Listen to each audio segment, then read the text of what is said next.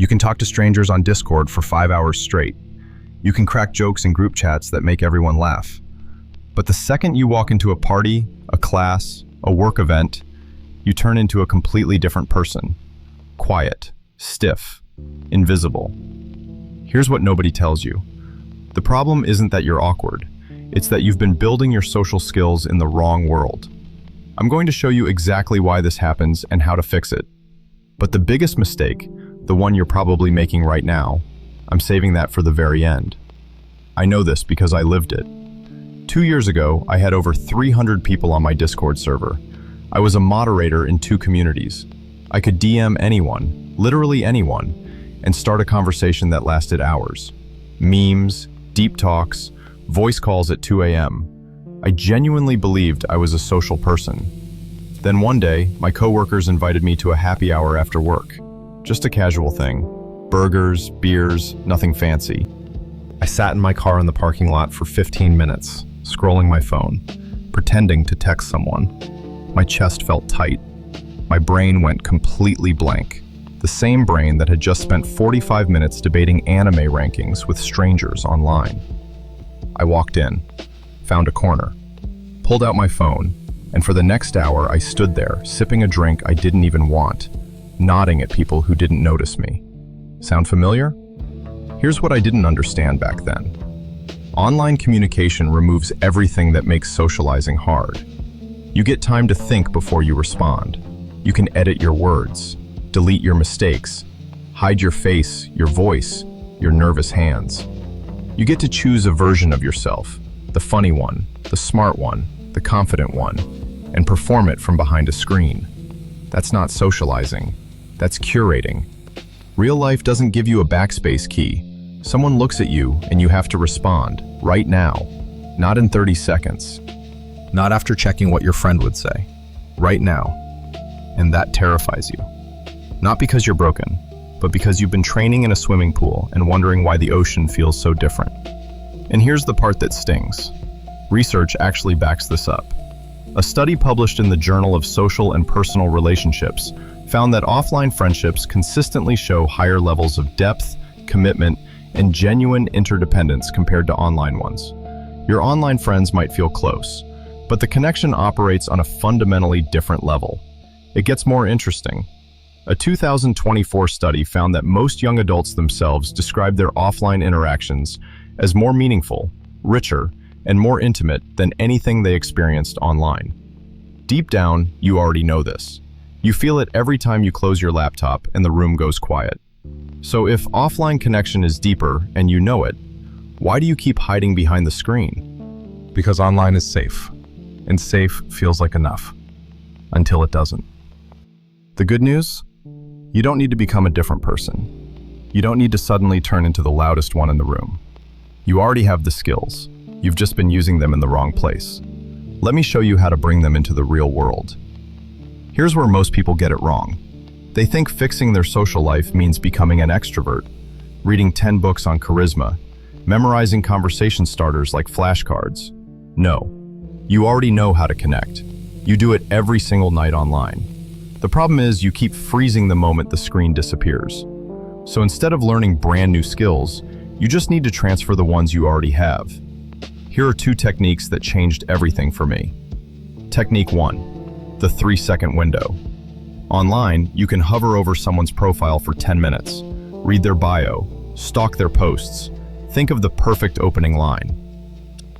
Then casually drop a DM like it was effortless. Real life doesn't work that way. You see someone interesting at a coffee shop, at the gym, at a friend's barbecue, and you have about 3 seconds before the moment disappears. 3 seconds before they look away, before the line moves, before someone else walks up. Most people waste those 3 seconds thinking, what do I say? What if it's weird? What if they ignore me? And then it's over. Here's the fix. You don't need a perfect line. You need a fast one. A simple observation. That book looks intense. This line is ridiculous today. I like your jacket. Where'd you get it? That's it. Nothing clever, nothing rehearsed. Just words leaving your mouth before your brain has time to panic. I started doing this at my local coffee shop. The first time, my voice cracked. The second time, the person just smiled and went back to their laptop.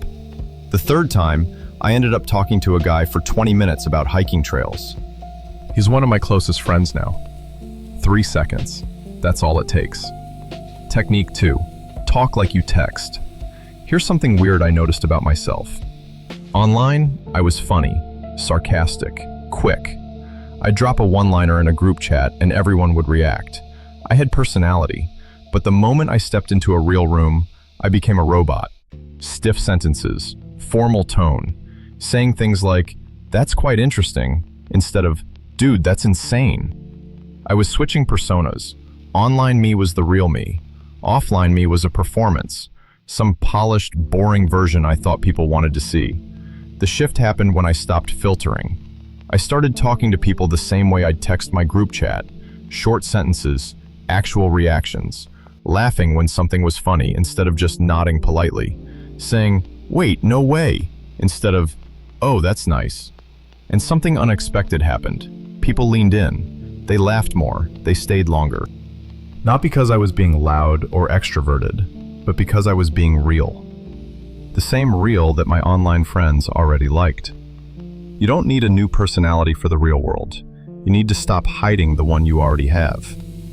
Now, here's why this matters more than you think.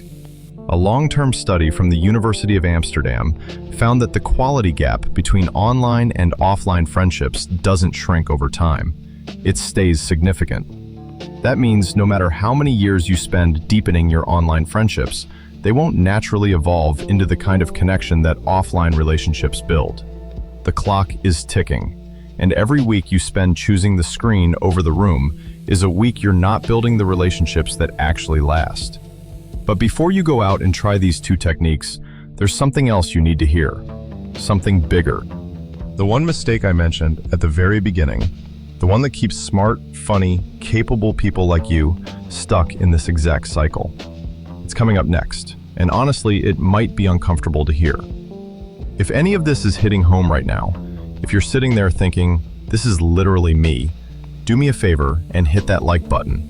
Not for the algorithm, but because somewhere out there, someone just as stuck as you were 5 minutes ago needs to see this video. And that one click might put it in front of them. Okay, now let's talk about the real problem.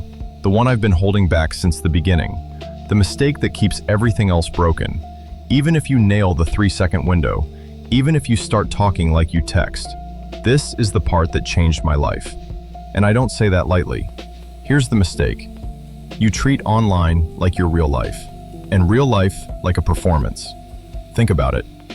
When you're on Discord, on Reddit, in your group chats, you're relaxed. You say what you think. You don't rehearse your messages for 20 minutes. You just talk. It flows. It feels natural. It feels like home.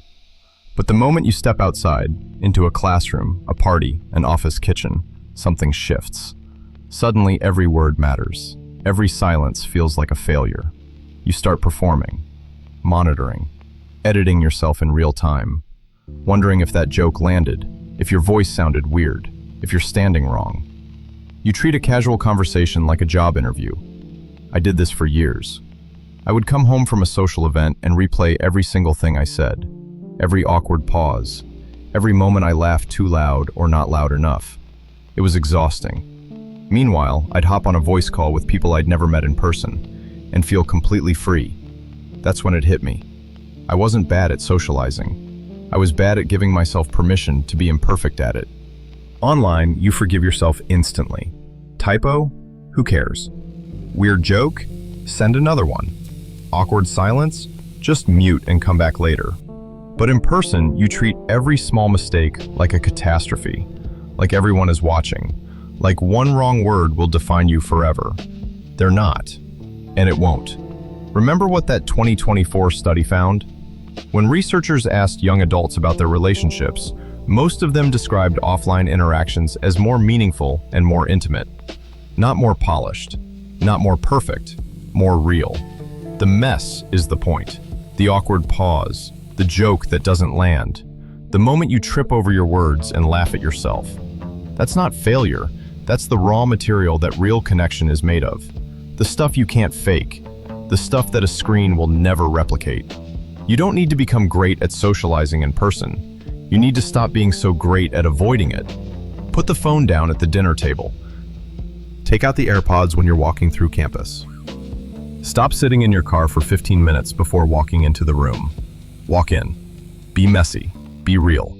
The same way you already are at 2 a.m. in a voice chat with people who love you for it. Here's what I want you to walk away with today. You were never the quiet kid who couldn't make friends. You were the kid who found a world where connection felt safe and got so comfortable there that the real one started feeling foreign. But the real one is still waiting for you. Not the polished, filtered, curated version of you. The real you. The one your online friends already know. Let that person walk into the room and watch what happens.